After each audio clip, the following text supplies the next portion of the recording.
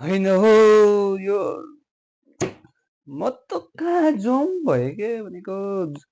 4 बजिसक्यो यार छुट्टीको दिन पनि सक्यो के कामै छैन के छुट्टी भएन कहिले होला जस्तो हुने भएपछि यो अँधेरोले आधी त सापक्क लाँदा पो रहेछ के गर्ने कहाँ जाउँ अब बाहिर जाउँ काम अहिले अब हेर्नु न खाजासाजा खायो बाहिर जाउँ भनेको 4:30 अँधेरो ठेम्ने अब कस्तो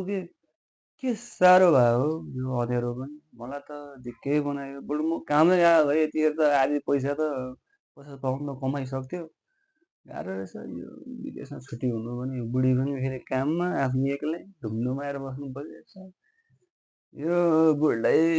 जिस्काउनु पर्यो कता छ हौ भनेर यसो फोन हान्नु पर्यो बुढीलाई अब के गर्ने एक्लै भयो अब गाह्रो अब अर्को अब सोझो मान्छे अब अर्कोलाई फोन गर्नु मिल्दैन बुढी फेरि कडा छ मेरो त डेन्जरै छ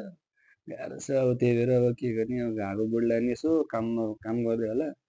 फेरि रिसाउँछिन् के फेरि ऊ डेन्जर छ नि फेरि उसलाई फेरि कामको प्रेसरको बेला के छ फोन आयो भने त किन किन किन भन्छ मायाले फोन गरे कि मायाले गरे कुकुरलाई घिउ पर्दैन त्यस्तै खालको चाहिँ मेरो बुढी ठ्याक्कै कति मायाले गरे सम्झेर होइन अब यस्तो बिचरा विदेश ठाउँमा म पनि अब काम गरेर हुन्छु अब झट्ट याद आउँछ क्या फोन आउँछ साथीलाई पनि होइन कहाँ हो बुढी के गरे भने ऊ पनि अब बिचरा अब होला उसको नि काम गरेको ठाउँमा वरिपरि मान्छे अब सुपरभाइजर पनि रहेछ उसलाई फोन काटेको त मैले फोन हाने गर्छु हिसाएर हिजो त मलाई त थर्काए मैले पख तपाईँ म अब कल गर्छु नि इस गर्छु भनेर यहाँ त भोलि अनि मेरो कामबाट छुट्टी भएपछि त फर्केँ है फर्केर आउँदाखेरि त बुढी त मैले फोन नगरेँ किन फोन किन नगरे म त स्टेसन घरछेउको उयसमा आइसकेँ बुढीले त के भन्नु किन फोन नगरे तिमीले के फोन गर्दाखेरि त जति नै झन्किन्छ बुङ्गुरले सँगै त्यो बुङ्गुर रिसाएर रिसाउँछ अनि म चाहिँ के गर्नु त भनेर मैले फोन गरेँ काटेर घरमा लास्टमा के गर्ने आफैले फकाउनु पर्यो ए बुढी किन रिसा भनेको अघि किन फोन काट्यो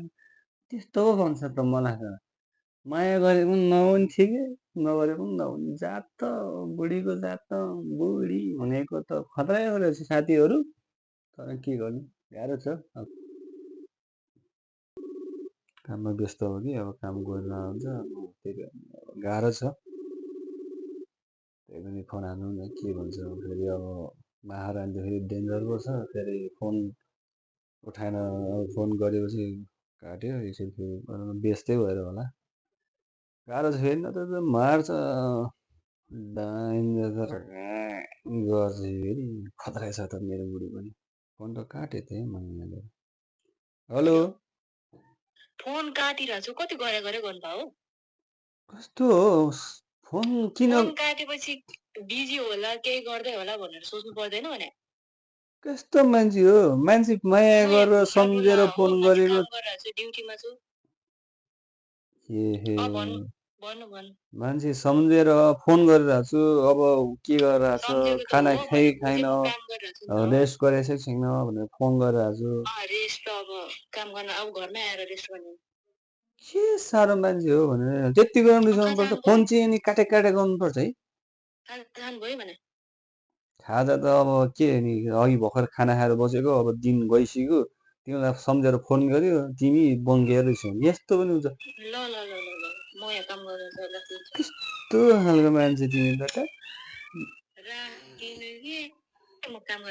ल ल राख ल गाह्रो यार साथीहरू बुढीलाई फोन गर्नु नहुने रहेछ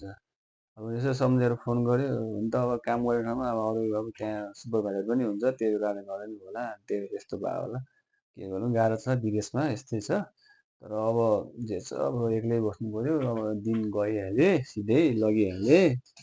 कैसा लगा मेरा मजाक